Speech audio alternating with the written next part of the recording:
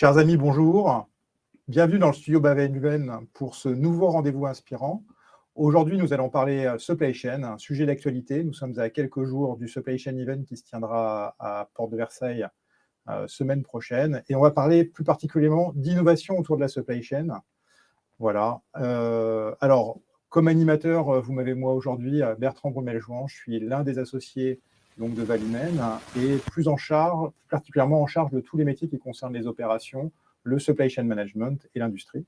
J'ai le plaisir d'accueillir Laurent Vigouroux. Laurent, bonjour. Voilà. Bonjour Bertrand. Laurent, écoute, tu es expert de la supply chain, mais surtout l'un des pionniers du Demand-Driven MRP en France. Et puis accessoirement, l'inventeur du jeu DD-Bricks qu'on voit à l'écran. Et puis en plus, couronné 2 fois avec beaucoup de succès pendant ces salons supply chain avec 2 trophées des rois de la supply chain autour du Demand Driven. Donc incontestablement, voilà, l'une des références en France sur ce sujet. Alors, avant de rentrer dans le vif autour du Demand Driven, j'ai quelques informations techniques à vous partager sur la façon dont on va pouvoir échanger ensemble, répondre à vos questions, chatter. Et pour ça, vous avez sur votre écran Livestorm, vous avez 3 onglets différents. Donc, il y a un onglet chat qui permet de réagir directement en cours de conversation, d'interagir même entre vous.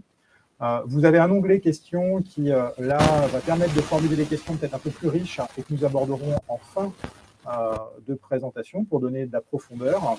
Et puis, un dernier onglet que je vous invite à remplir en fin de session sur le sondage, sur les prochains sujets, sur est-ce que vous avez aimé ce webinaire, voilà, sur quel sujet vous voudriez aborder pendant un prochain webinaire avec Valumen.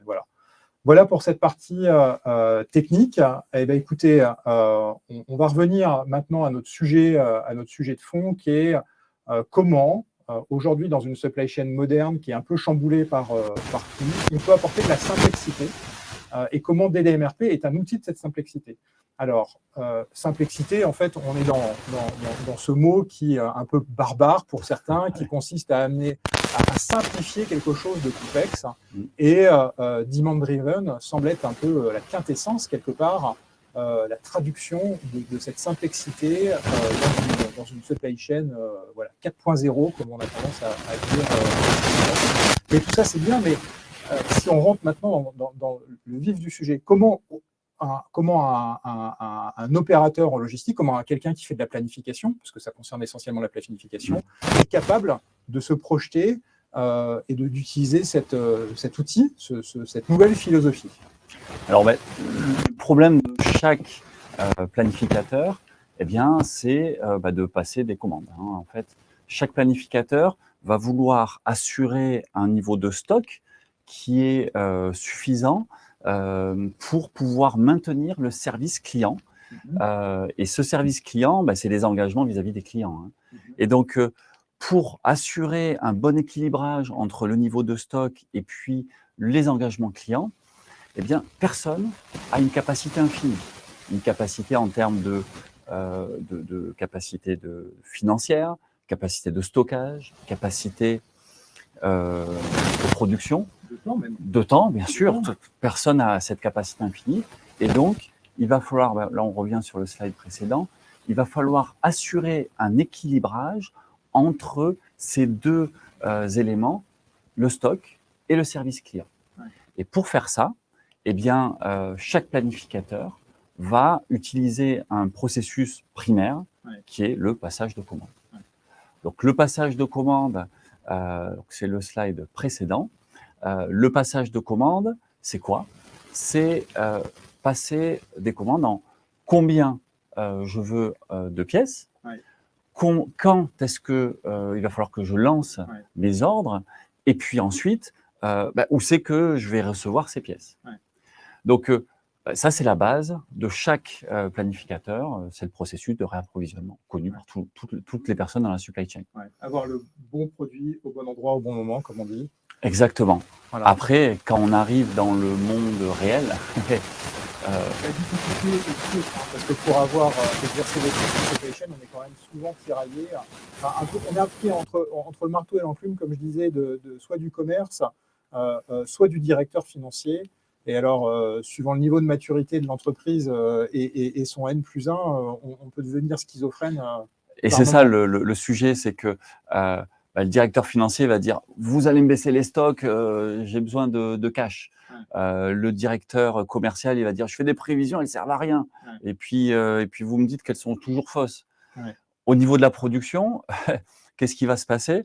Le directeur de production, il va dire qu'il veut de la stabilité dans ses commandes. Bien sûr, bien sûr. Le planificateur, il va agréger toutes ses commandes dans des fichiers Excel et puis il va passer son temps à trafiquer ces fichiers Excel. Et puis au final, en fait, tout ça, ça a un impact direct sur la prestation client. Et puis les fournisseurs, ils courent après nos messages, quoi. Ouais. Alors, c'est vrai que arrivé en bout de chaîne, on a souvent de l'insatisfaction de la part d'utilisateurs internes quand on est dans du retail et que la vente est mal servie, ça se traduit comme ça. Ou quand on est sur une chaîne d'approvisionnement et que finalement on est là, on est fournisseur de rang 1 ou même pas forcément, et on vient créer de la friture là, sur la ligne comme tu disais.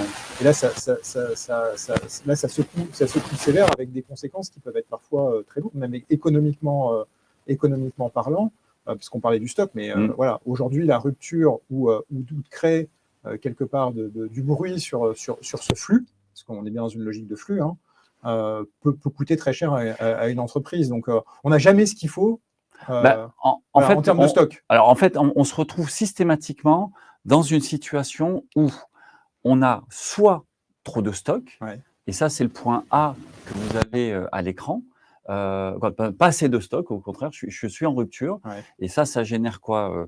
Des clients qui crient, les clients qui ne sont pas contents, qui vont changer de fournisseurs. Derrière, le stress qui descend dans toute la supply chain pour arriver jusqu'au planificateur qui se fait engueuler, tout simplement, parce qu'il n'a pas le stock nécessaire. Et puis, quand je suis en rupture, dès que les produits arrivent, il va falloir expédier rapidement. Et donc, ces coûts d'expédition, c'est important, c'est très important. Et puis, donc ça, c'est le premier point de rupture, de grosse tension. Et puis, il y a le point B, où là, on a des difficultés. C'est quoi? C'est que j'ai trop de stock. Et quand j'ai trop de stock, forcément, là, c'est le directeur financier qui n'est pas d'accord parce que le cash, il est bloqué là-dedans. Puis on peut créer de l'obsolescence en plus. Ah ben, directement. Quand on est dans des industries d'obsolescence, derrière, on va payer 2 fois le produit. Hein. On va le payer une fois pour le produire, payer les fournisseurs, et puis on va le stocker, et puis il va devenir obsolète, et on va le payer pour le retraiter. Et ça c'est vraiment douloureux. Donc ce surstock-là, il est difficile à gérer. Donc dans 100% des projets dans lesquels j'ai été impliqué, eh bien, on avait cette courbe bimodale. La courbe bimodale, c'est quoi? C'est j'ai beaucoup de références où j'ai pas assez de stock, et puis j'ai beaucoup de références où j'ai trop de stock. Et le bon stock optimum en termes de niveau, eh ben, j'en ai pas assez. Pas assez de références. Et en fait, cette courbe bimodale, dans la réalité, c'est pas une courbe bien équilibrée avec ces deux éléments, ces deux bosses. Dans la réalité, c'est une petite bosse dans le pas assez, et puis beaucoup dans le trop. Et ça, c'est pénible. Ça, c'est pénible. Et on voit une oscillation entre les deux côtés, puisque le planificateur qui a trop de stock, il se fait engueuler. Et puis derrière, il se fait engueuler, donc il baisse le niveau de stock.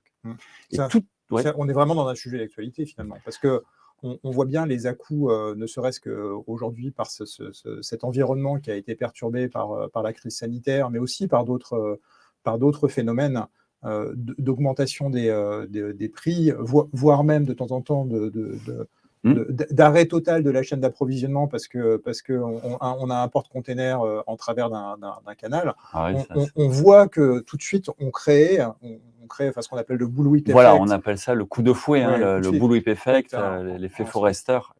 Et ça c'est symptomatique d'un monde qui est changeant systématiquement. Et on appelle ça le monde VUCA, donc le monde volatile, incertain, complexe et ambigu. Et ça, on l'a vécu pendant la pandémie, mais c'est pas nouveau en fait le monde VUCA. Sauf que il s'est amplifié auprès de l'ensemble de tous les consommateurs du monde entier. Et puis maintenant, on le voit, on en est conscient. Donc, ce monde VUCA, en fait, il faut absolument qu'on regarde quel mode de pensée, quel outil on a pour travailler dans ce monde qui est complètement incertain. Oui. Et donc, on est issus, tous, et surtout nous, les Français, de cette situation où on est issus des enfants de Descartes, hein, de toute cette approche linéaire, de tout ce mode de pensée de René Descartes.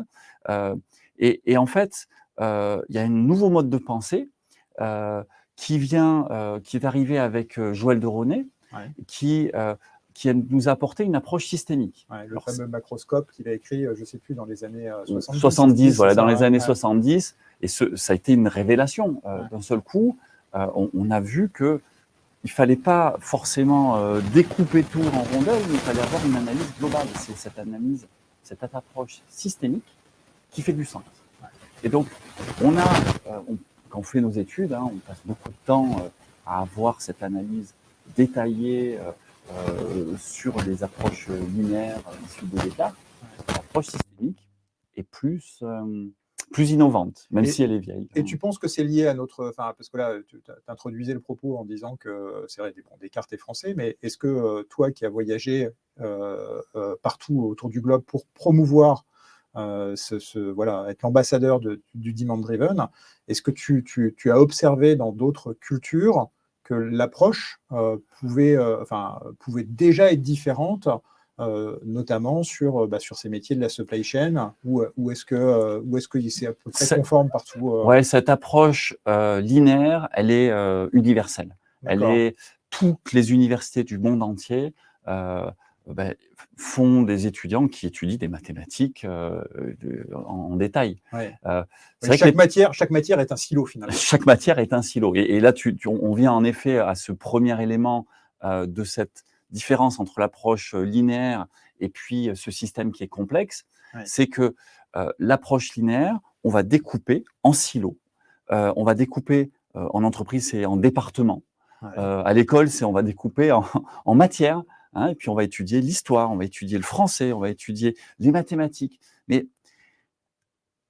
on n'a pas cette approche transversale, complète, qu'on voit dans l'approche systémique, qui nous donne un système complexe où, en fait, chaque matière, chaque sous-élément est important, bien sûr, mais ce qui nous intéresse, ce sont les interactions, les données d'entrée, les données de sortie, de chacun de ces sous-ensembles. Les interdépendances, finalement, tu veux dire. Exactement, les interdépendances. Et en fait, on va étudier le système parce que dès qu'il y a un élément qui bouge, tout le système se met à bouger.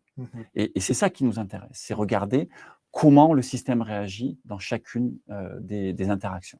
Finalement, ce qu'on est en train de dire, c'est que cette approche systémique, là, on est en train de parler d'un sujet supply chain, même appro, planification, mais elle est bien plus étendue que ça dans le monde de l'entreprise. C'est vraiment. Même le mode projet, quelque part, est déjà une façon de travailler en mode système et pas en mode cloisonné, en mode linéaire. Tout à fait. Et donc, il y a des éléments de l'entreprise ont bien sûr cassé ces silos.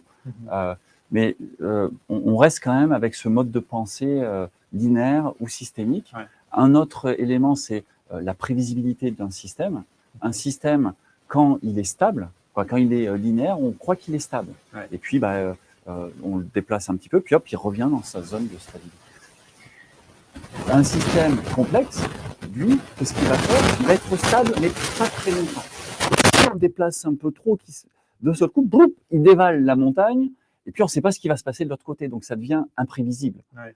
Ça devient limite même angoissant pour certains, parce que je peux comprendre que cette stabilité, elle a quelque chose de rassurant pour un manager qui est là et qui cherche à être dans une forme de performance où il fait que de l'amélioration, mais en fait, ce que tu es en train d'expliquer, c'est que quelque part, c'est un leurre.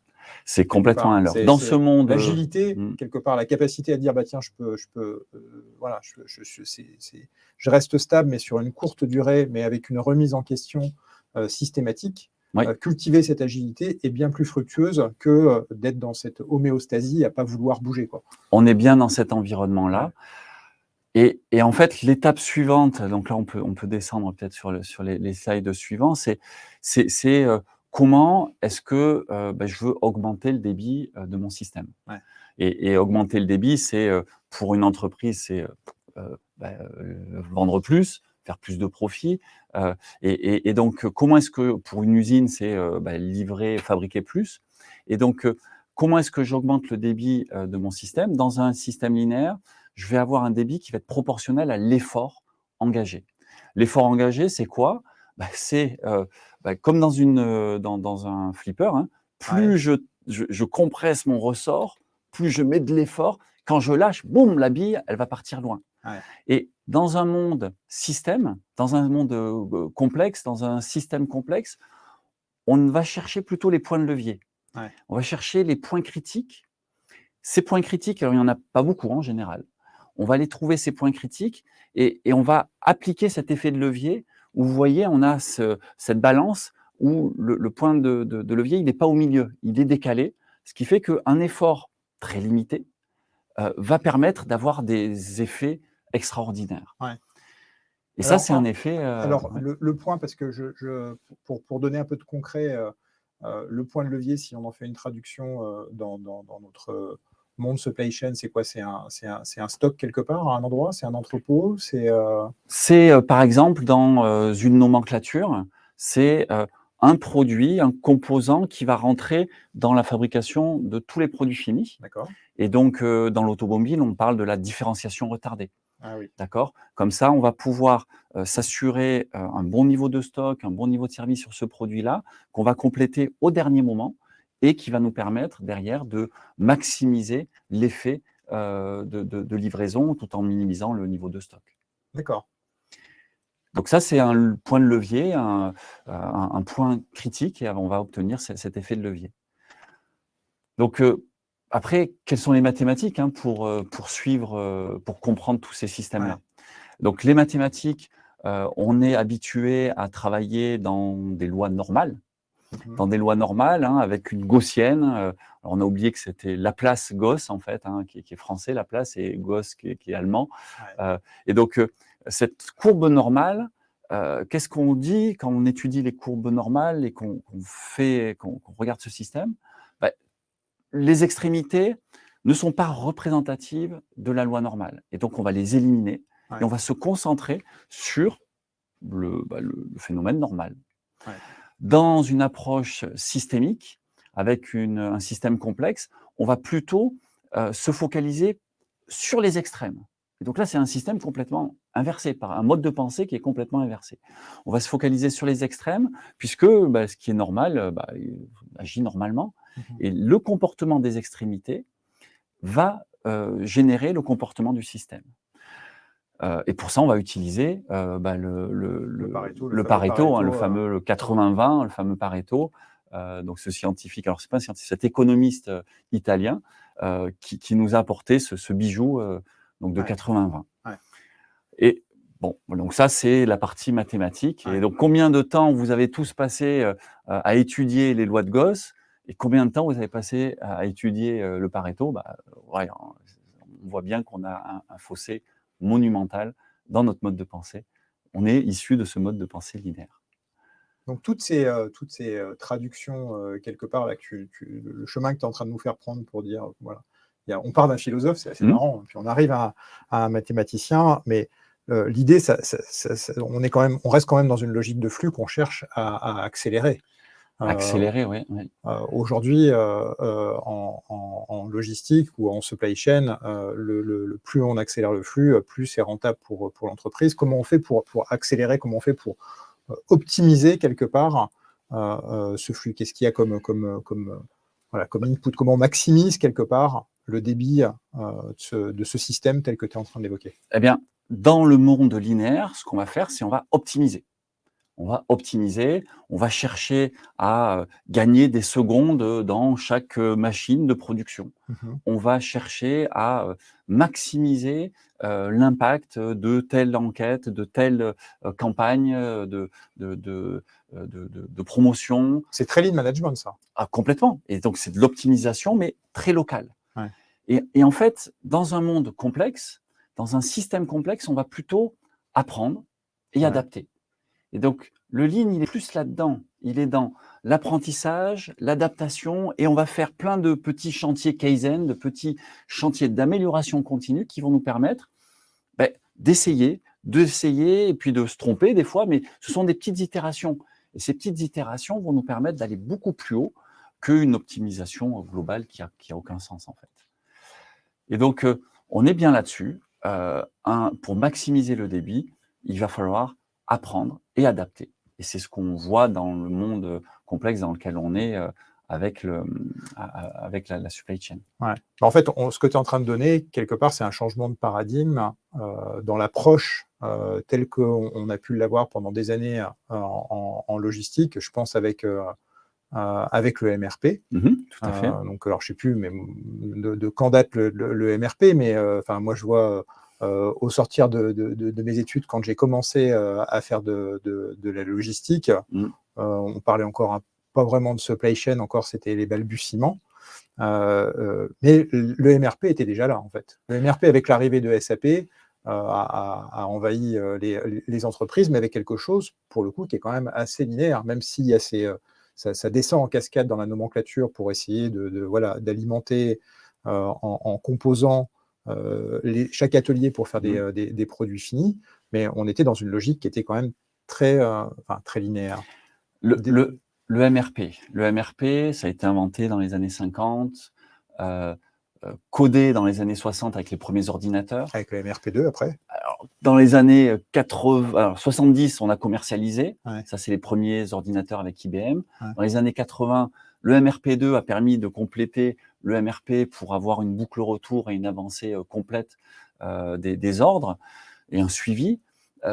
Ensuite, on se retrouve avec, dans les années 80, l'ERP, Entreprise Ressources Planning, avec SAP qui va permettre d'intégrer les ventes, les ressources humaines, la maintenance, tout dans le système informatique. Mais le cœur du système reste le MRP qui date des années 50. Et en fait, ce système qui est complètement linéaire, puisqu'on va cascader, comme tu l'as bien dit, des prévisions qui vont ensuite se cascader de niveau en niveau pour atteindre des quantités et des dates de livraison sur les matières premières, et tout est accroché. Et en fait, le DDMRP va casser cette dépendance, pour créer de l'indépendance. Et cette indépendance, ce sont des points de découplage. Ces points de découplage, c'est une des caractéristiques principales du DDMRP qui a été inventé en 2011. Donc on est en 2021, ça fait 10 ans, donc c'est quand même une méthode qui est très neuve et qui a été inventée donc, par Carl Ptak et Chad Smith quand ils ont mis à jour le livre de Joe Orlicki, la 3e version, et puis donc ils ont publié ce livre DDMRP qui intègre l'intégralité de la méthode. Et j'ai cru comprendre là en préparant ce webinaire avec toi, c'est qu'en fait, étrangement, alors que c'est des auteurs américains, il y a eu un engouement en France bien plus important que aux États-Unis ou dans d'autres pays. Enfin, en tout cas, la France, pour le coup, s'est réveillée bien avant les autres. C'est assez. C'est intéressant, c'est un phénomène à étudier. Je ne sais pas si c'est l'initiative que tu as eue, toi, à l'époque, en tant que patron de prod, en fait, en tant que directeur d'usine. À l'époque, en fait, en 2013, j'ai mis en place le premier projet DDMRP en France. Alors, je suis à l'initiative de ce premier projet. Je ne peux pas m'attribuer l'intégralité de ce mouvement en France. J'y ai contribué certainement. Et puis, on a l'association FAPIX qui a aussi porté ce sujet-là avec les différents cabinets de conseil qui ont fait la promotion de cette méthode. Donc, en fait, il y a un mouvement de conscience qui s'est fait en France. Et puis, derrière, il y a eu des porte-drapeaux des entreprises, des grandes entreprises françaises comme Michelin, comme Louis Vuitton. On reviendra dessus en fin de présentation. Voilà, qui ont porté il y a des vrais ambassadeurs. Il y a des vrais ambassadeurs. Enfin, en tout cas, il y a pour le coup, il y a des résultats. On n'est plus, on n'est plus uniquement dans la théorie. On est vraiment maintenant déjà dans des choses qui ont été éprouvées et dont l'efficacité est plus que démontrée. Donc, c'est ça qui est intéressant dans ce DDMRP. Alors, donc, le DDMRP, ouais. Voilà. Alors, peut-être que, allez, rentrons dans DDMRP, parce que c'est un acronyme qui peut paraître barbare quand même pour beaucoup de nous. Et puis alors, je ne connais pas tous les participants, voilà, je ne connais pas en tout cas leur histoire, si c'est que des supply chain managers, je pense pas, parce que je vois quelques noms. Je vois quelques noms qu'on a croisés au cabinet et qui ont d'autres fonctions. On a même DAF, DRH, là, de ce que je vois rapidement. Donc, en fait, maintenant qu'on a compris que DDMRP, c'était une philosophie avec un changement de paradigme, mais que c'était essentiellement centré sur la supply chain et qu'on cherchait à améliorer vraiment cette planification. Peux-tu nous donner, DDMRP, qu'est-ce que ça veut dire, sur quoi ça s'appuie, comment ça a été construit et comment ça se traduit, comment ça se traduit dans les faits pour tous les jours pour l'entreprise et plus particulièrement pour les gens qui composent les équipes appro. Donc, le DDMRP, c'est un acronyme qui veut dire Demand Driven Material Requirements Planning. C'est l'étape suivante de toutes les meilleures méthodes qu'on connaît à ce jour, toutes les meilleures méthodes de gestion industrielle, de gestion de la supply chain. Donc, le DDMRP va s'appuyer sur ce fameux MRP, sur le DRP pour la partie distribution. Ça va s'appuyer sur le Lean Manufacturing, sur la théorie des contraintes, sur le Six Sigma, donc toutes ces méthodes-là qui sont apparues sur les 30 dernières années. Et il a fallu des innovations pour faire en sorte qu'elles parlent entre elles. Et parce qu'elles étaient elles travaillaient plutôt en silo, ces innovations, ces méthodes-là. Ouais. Et donc, le DDMRP, il n'y a que 4 innovations. 4 innovations pour transcender toutes ces méthodes de gestion industrielle. Ah oui.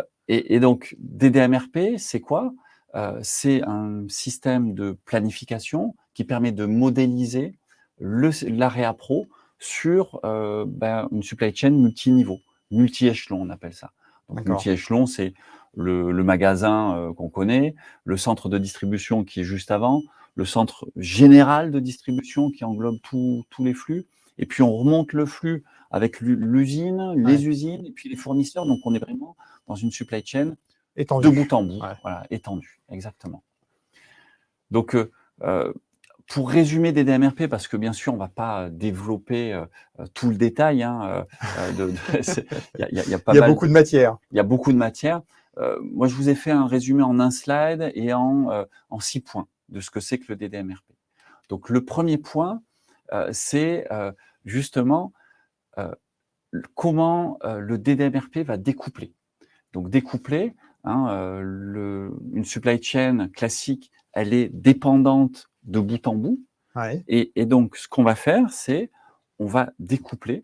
Et donc, on va mettre des buffers, on va mettre des points de découplage, des amortisseurs qui vont faire en sorte que les variabilités qui précédemment se propageaient dans toute la supply chain. D'un côté comme de l'autre, du reste. Côté fournisseur ou côté client. C'est pareil, oui, tout à fait. Et ça détruit, ça détruit complètement les supply chains. On se retrouve avec trop de stock et pas assez. Donc, c'est la courbe bimodale qu'on a vue au début. Et donc, les buffers, ces amortisseurs vont encaisser toutes les variations. Alors ça, c'est le mot magique de DDMRP, ça, le buffer. Le buffer, ouais, c'est ça. Le buffer. C'est les amortisseurs, tout à fait. Et donc, on a gardé ce mot magique DDMRP, les buffers de DDMRP. Ouais, ça reste bien en tête, c'est efficace. Donc, ces buffers-là, et ça, c'est le point 2, ils vont tirer les flux par rapport à la demande réelle des clients, par rapport aux commandes réelles des clients. Et non plus, précédemment, on poussait les flux par rapport aux prévisions. Mais les prévisions dans le monde dans lequel on vit sont de plus en plus difficiles à être sûres, à faire en sorte qu'elles soient accurate. C'est vraiment la prévision, c'est difficile. Donc en fait, on va tirer les flux par rapport aux commandes réelles, par rapport au message le plus fiable qu'on ait de la supply chain. En fait, c'est commandes réelles. Et attends, je t'interromps, Laurent, excuse-moi, mais est-ce que ça veut dire que il n'y a plus besoin de faire de prévisions? Les prévisions, on en a toujours besoin. Ça a été un malentendu profond dans la mise en place de DDMRP. Et donc les prévisions, oui, on a besoin des prévisions, absolument, dans un horizon moyen et long terme. Ouais. Les prévisions, on en a besoin au niveau tactique pour définir combien d'équipes je vais mettre en production, pour définir la taille de mon entrepôt, pour définir les capacités que je vais mettre en place. Ouais. Pour définir la taille du tuyau, en fait, tout simplement. Ouais. Et ça, à moyen terme, et puis à long terme, au niveau stratégique et tactique. Bon. Sur le court terme, les prévisions, ça ne marche plus. Et donc, sur le court terme, on va s'appuyer sur les commandes réelles des clients. Et donc, le point suivant, c'est il y a des gens qui disent « Oui, mais moi, je suis dans le retail. Quand les gens rentrent dans mon magasin, je ne sais pas s'ils vont ressortir avec un produit. Ouais. Et donc, je n'ai pas de commande client, je ne peux pas avancer. Ouais. Oui, et donc c'est pour ça qu'on va anticiper, mais sur un horizon opérationnel court. D'accord. Et cet horizon opérationnel court va utiliser les consommations quotidiennes et du réappro par rapport à la consommation d'hier. Ça reste quand même conditionné par la rapidité de réapprovisionnement, enfin de livraison des produits en point de vente. Il y a un certain nombre de paramètres en fait qui viennent, j'imagine, alimenter le calcul pour définir à la fois ces buffers. Enfin, si je comprends bien, le buffer,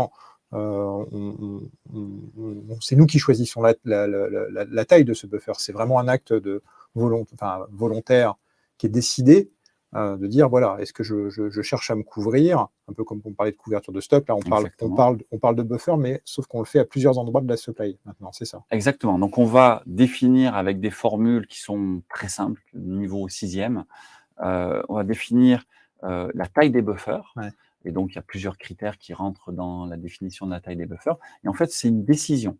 C'est une décision de dire, je positionne mon centre de distribution à 24 heures de livraison de mon magasin ou à 2 semaines de réappro. C'est une décision structurelle, et puis des fois on a des fournisseurs qui sont loin, donc là il y a 6 mois de réappro quand je vais me réapprovisionner en Chine ou en Asie ou dans le reste du monde.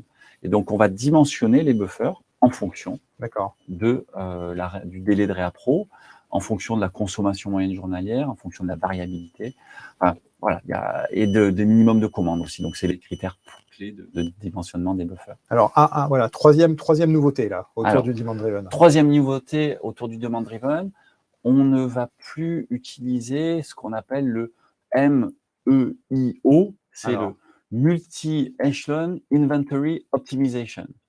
Ce qu'on va faire, c'est qu'on va synchroniser l'ensemble des flux entre chacun des buffers, entre chacun des points de découplage.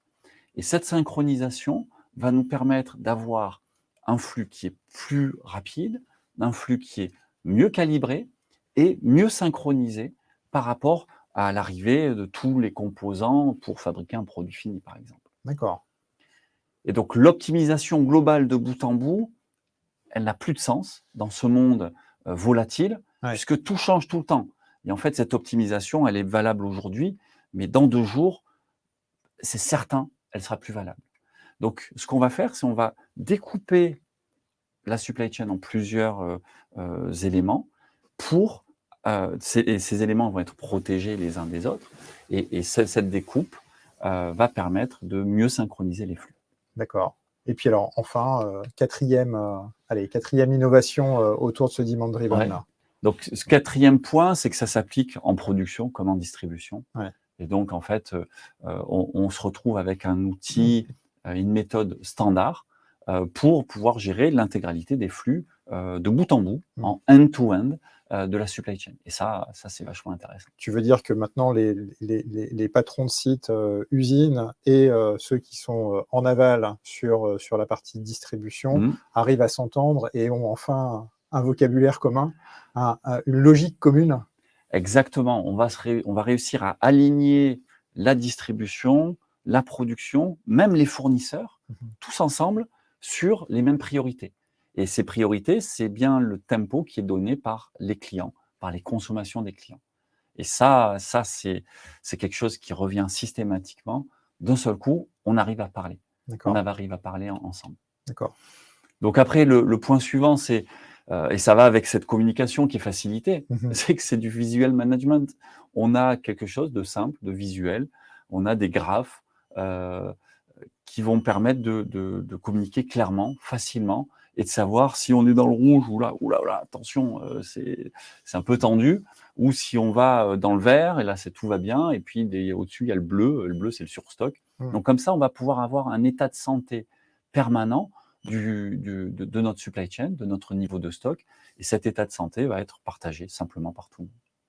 D'accord. Alors, quand tu dis tout le monde, pour le coup, là, on l'étend à d'autres services que la supply chain. J'imagine que c'est une des vertus, c'est de pouvoir parler avec des contrôleurs de gestion qui suivent cette supply ou la partie production, la partie distribution. C'est de pouvoir parler avec la direction générale pour avoir quelque chose de très clair. En tout cas, c'est de sortir un peu de cette position qui n'était pas toujours délicate entre une direction commerciale et une direction financière. J'ai trop de stock ou j'en ai pas assez. Voilà. Même j'imagine de collaborer, en fait, parce que quand on fait du VMI avec des fournisseurs, si mon fournisseur est lui aussi dans une démarche demand-driven, je vais tout de suite gagner en efficacité. Enfin, en tout cas, on va avoir un vocabulaire commun qui va faire qu'on va mieux se comprendre. Alors, on n'est pas obligé d'être demand-driven pour aligner les fournisseurs. D'accord. Il suffit, les couleurs rouge, vert, jaune, bleu sont suffisamment explicites pour dire voici mes priorités. Et puis vous alignez sur ces priorités. Il y a besoin de 10 minutes de formation pour comprendre quelles sont les priorités. Ouais. Après, bien sûr, quand les fournisseurs ont fait cette démarche de mise en place de demand-driven, d'un seul coup, les délais vont se réduire et on va pouvoir aligner encore plus largement la supply chain. Ouais. Et pour revenir sur le point de la communication, on va pouvoir communiquer avec l'intégralité l'intégralité des fonctions dans l'entreprise. Ouais. Par exemple, avec les ressources humaines, on va voir que le capacitaire, il est dans le rouge et qu'il me faut plus de ressources pour tenir les niveaux de vente qui est en train d'augmenter. D'accord. Voilà, ça c'est le genre de graphes qui vont être partageables avec toutes les personnes qui gravitent autour de la supply chain. Ouais, c'est le côté simple qu'on avait dans la complexité. Exactement. En boucle avec notre simplicité, là, on a apporté avec cette représentation graphique, on a apporté toute la simplicité qu'il y avait dans une chaîne qui est parfois pas comprise par d'autres fonctions de l'entreprise. Tout à fait. Ou difficilement assimilable. En fait, là, on ouvre un peu le moteur. On le laisse transparent aux autres et en plus avec une grille de lecture qui est compréhensible par n'importe quelle personne de l'entreprise. Exactement. Là, tu parlais des RH, c'est marrant parce que en fait, oui, j'imagine qu'il va y avoir des conséquences. C'est un changement de paradigme qui est assez profond.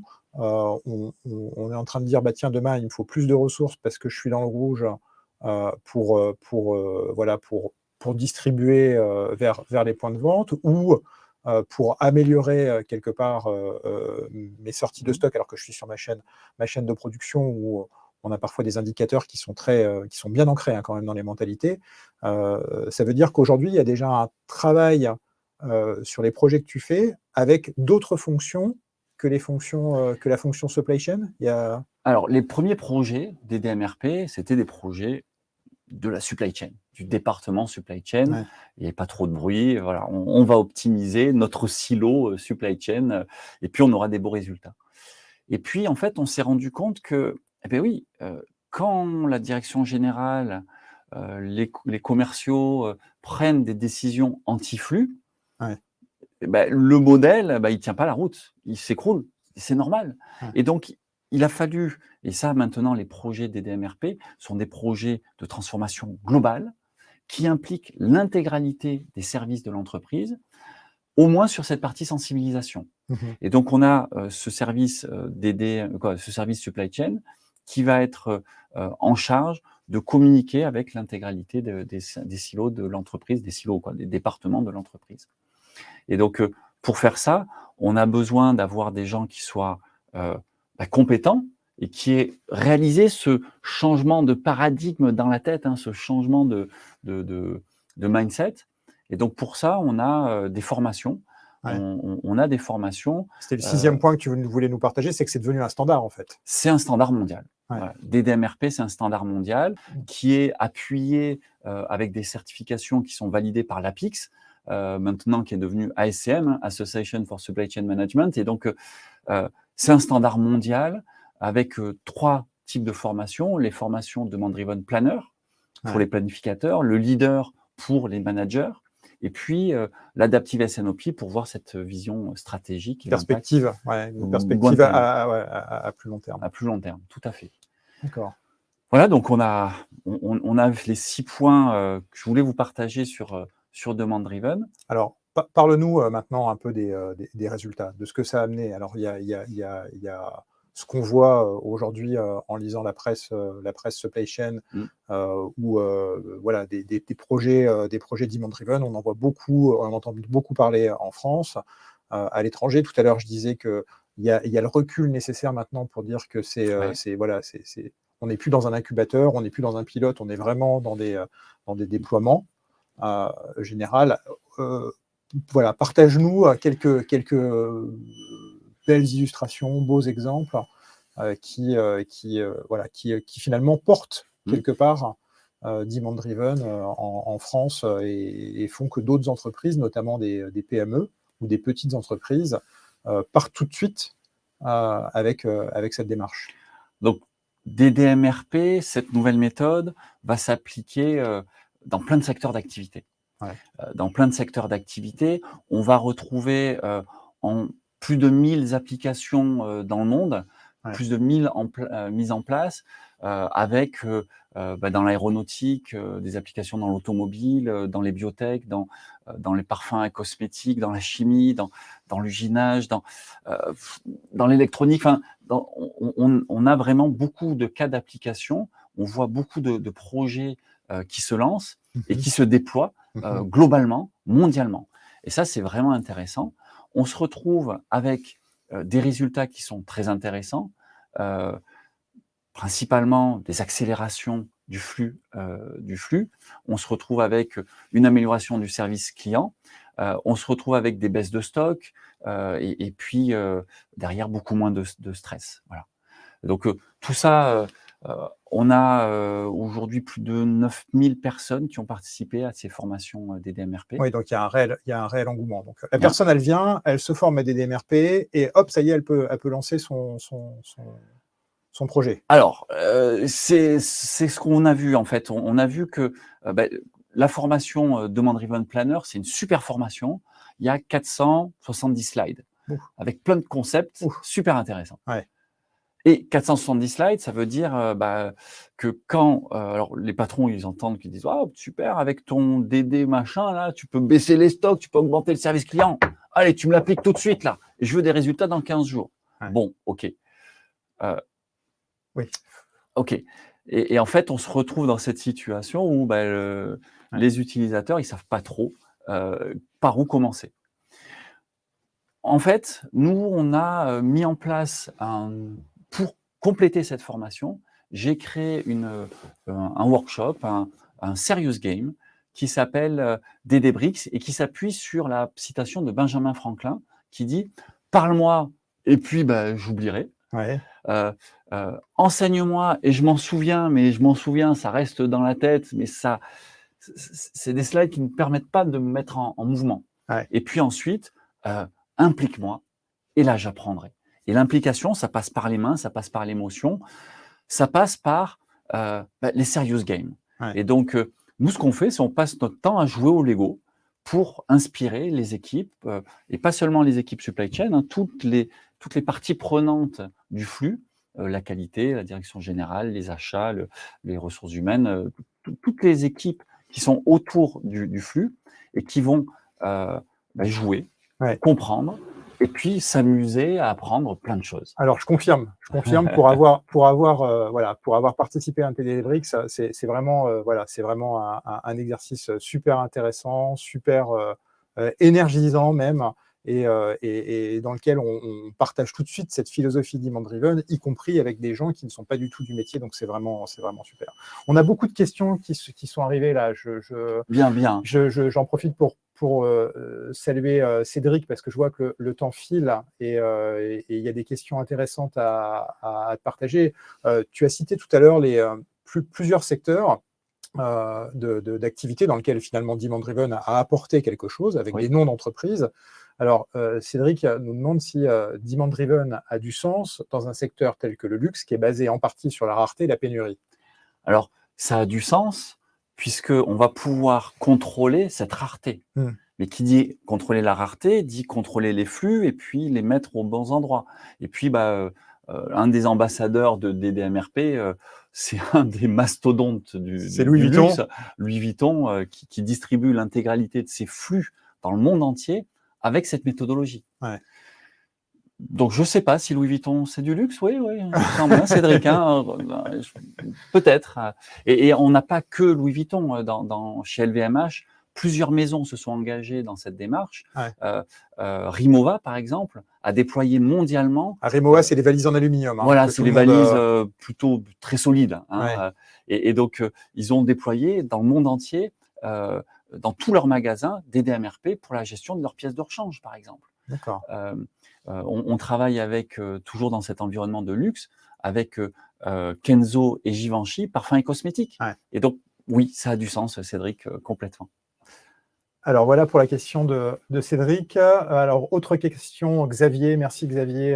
Je vous salue et puis merci pour vos questions. La première que je prends, c'est comment appréhender dans ce monde VUCA, donc vraiment très volatile, incertain, et avec des règles commerciales qui sont parfois trop strictes, est-ce que c'est pas source de contentieux, en fait, finalement, le fait qu'on ait ce monde qui est VUCA, on ait des règles qui sont commerciales qui sont très strictes, et à nouveau, comme je dis, on a tendance à devenir schizophrène. Est-ce que tout ça, est-ce que Demand Driven a apporté plus de... On parlait d'instabilité, excuse-moi, je vais employer le mot, mais plus de stabilité, en tout cas peut-être plus de réassurance pour les équipes supply chain. Alors, oui, et c'est pas magique. Attendez, que ce soit clair, c'est pas un système magique. Quand mon container est bloqué sur le bateau, le porte-container qui est bloqué sur le canal de Suez, je l'aurais pas. Pas de... En revanche, ce qui est certain, c'est que là, je prépare la conférence qui aura lieu la semaine prochaine avec Legrand au Supply Chain Event. Donc l'équipementier électrique. Alors voilà, tous vos interrupteurs, tout cet équipementier électrique. Et donc, ce qu'ils vous diront, c'est que ils arrivent à gérer avec beaucoup plus de prédictabilité et beaucoup plus de stabilité ce qu'ils vont avoir, leur atterrissage en niveau de stock. Et ils ont une vision qui est partagée au global.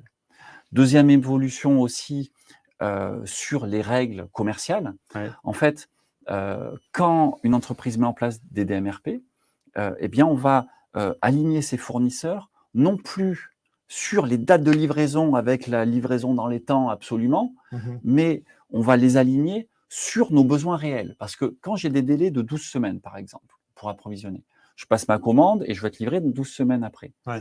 Au bout de 6 semaines, les choses commencent à changer. Et puis peut-être que les 10 lignes de commande que je vais envoyer à mon fournisseur, eh bien, la priorité n'est plus la même. Et donc, DDMRP va pouvoir apporter un nouvel alignement, un rafraîchissement de la priorité au fournisseur. Et donc, si les règles commerciales sont trop rigides, le fournisseur, il livrera dans les temps, même si des produits veulent être... j'en ai besoin un peu plus tôt. Ouais. Et donc, oui, ça fait bouger les lignes en termes commerciaux, et ça, c'est un élément qu'on voit arriver. Alors, commercial et avec les services achats, on n'a pas beaucoup parlé des services achats jusqu'à présent, mais j'imagine que... on sait qu'il y a toujours parfois de la friction entre les services supply chain et les services achats. Là, ça ramène l'église au milieu du village, comme on dit. Exactement. Le point clé du service achat, c'est maintenant d'avoir le bon prix, mais d'avoir aussi le bon lead time, le bon délai d'appro, et puis le bon minimum de commande.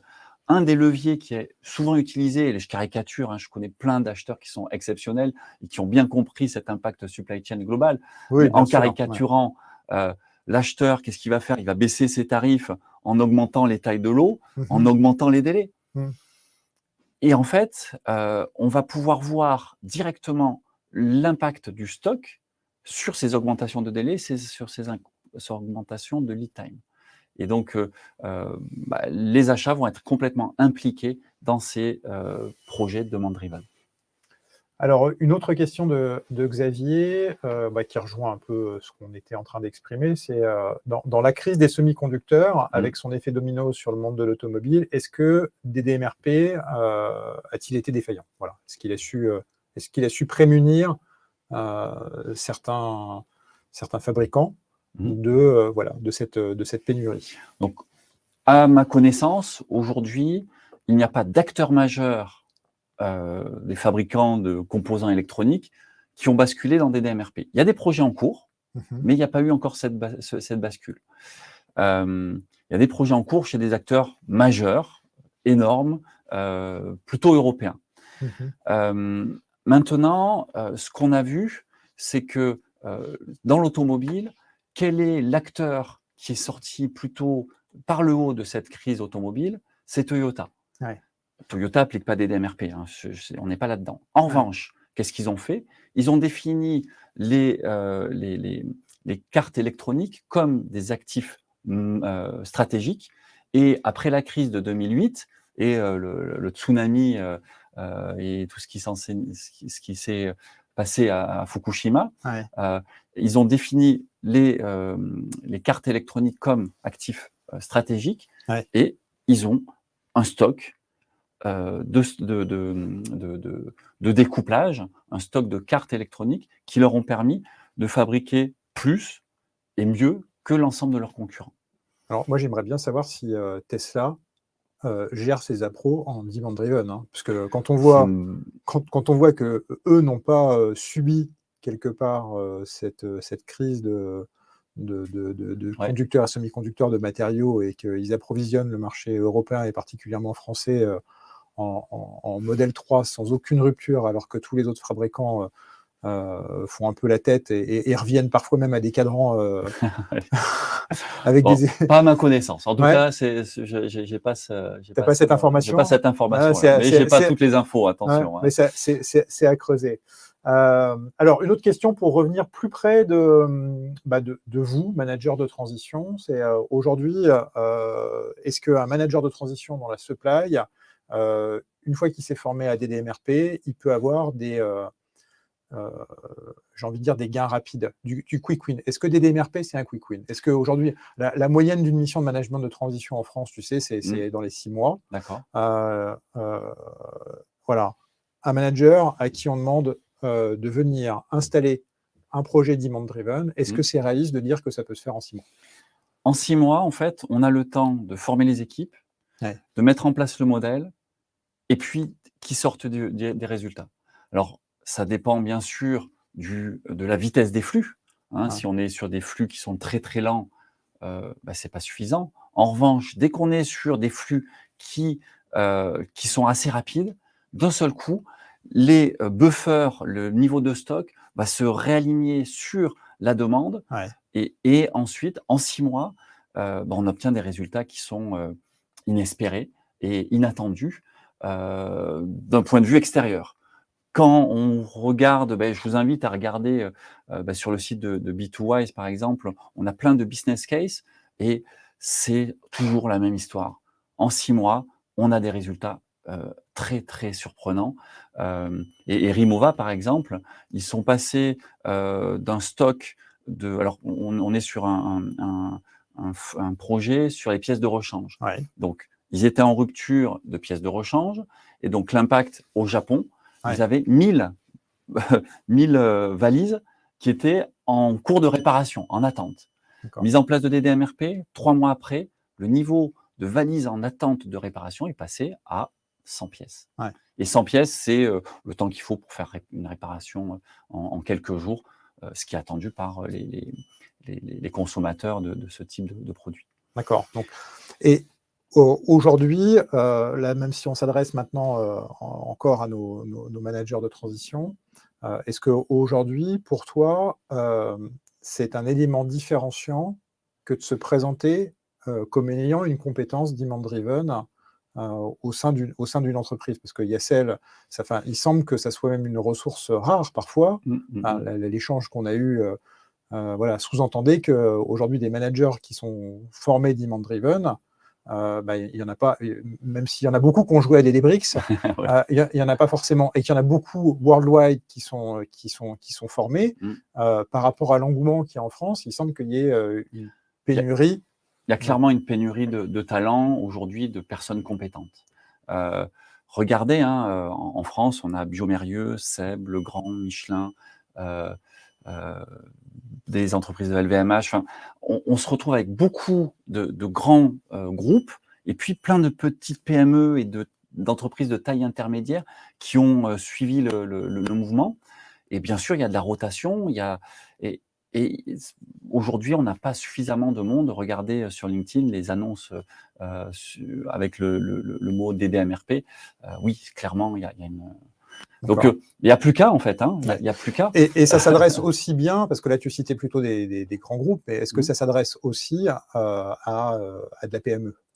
Alors, oui, les PME vont pouvoir mettre en place des DMRP encore plus facilement, puisque le système de commandement, il va être rapide et aligné très rapidement. Dans les grands groupes, il y a toujours cette inertie de prise de décision, de faire un test, faire des simulations. Et le temps de faire les simulations, en général, on passe autant de temps à faire des simulations qu'à le mettre en place et à obtenir les résultats. Donc, oui. Et le point suivant, c'est que il suffit de connecter les données avec un outil expert des DMRP. Donc, nous, Bitwise, on fait de la formation, on joue au Lego, mais on est spécialisé à 100% sur des DMRP et on propose un outil qui permet justement de connecter les systèmes, les ERP des PME ou des grands groupes à notre outil pour la prise de décision, les priorisations, tout l'aspect visuel, et ensuite de réinjecter ces ordres-là dans l'ERP pour assurer la partie transactionnelle. D'accord. Alors, on a parlé de ton actualité là pour conclure, parce que la semaine prochaine, donc, tu présenteras pendant le Supply Event ce business case avec Legrand, qui est à nouveau encore une réussite. Donc, il n'y a pas grand-chose à dire. Aujourd'hui, tu as voulu faire un cadeau aux participants en leur offrant un discount qui est exclusivement pour vous, mes amis, sur une formation, sur la formation Databricks, qui est donc le serious game inventé par Laurent, et qui se joue avec toute l'entreprise, et qui peut être pour vous un moyen d'initier, de lancer, d'amorcer un projet dans l'entreprise donc on peut peut-être laisser une seconde de plus, s'il vous plaît, le QR code, pour que tout le monde puisse le scanner, sachant que tes sessions déjà de novembre-décembre sont toutes archi pleines. Tout à fait. Et donc là, on est plutôt en train de parler de fin janvier, et tout ça est visible sur le site de Bitwise. Exactement. Donc, vous allez sur le site de Bitwise, avec le QR code, et puis vous vous inscrivez avec le code facile, avec Valumen 2021. Le code magique. Voilà, le code magique pour avoir le discount. Et puis, alors, il y a une péremption sur ce code-là. Donc, vous avez 1 heure, en fait, pour vous inscrire sur les prochaines sessions. Et puis, on sera ravis de vous accueillir pour jouer soit de manière virtuelle, soit de manière physique avec les Lego directement. En tout cas, je peux vous assurer qu'après cette session, vous n'aurez plus de difficulté à parler de Demand Driven à la machine à café avec votre voisin. Allez, écoutez, merci pour votre présence. Je vous invite à nous suivre sur notre compte LinkedIn Valumen. Je rappelle qu'on y poste toute notre actualité, que ce soit des recherches qu'on a en management de transition, en executive search, Et puis voilà, sur l'actualité des gens que nous accompagnons, notamment qu'on sponsorise, avec une pensée particulière pour Julien Renaud. Et puis je vous rappelle enfin que Valumène, c'est un bureau à Paris, un bureau à Nantes, et puis très prochainement ailleurs. Voilà. Merci beaucoup, bonne soirée à vous, et à très vite. Au revoir. Merci beaucoup. Laurent. Merci Bertrand. Merci beaucoup à tous. Au revoir. À bientôt. Au revoir.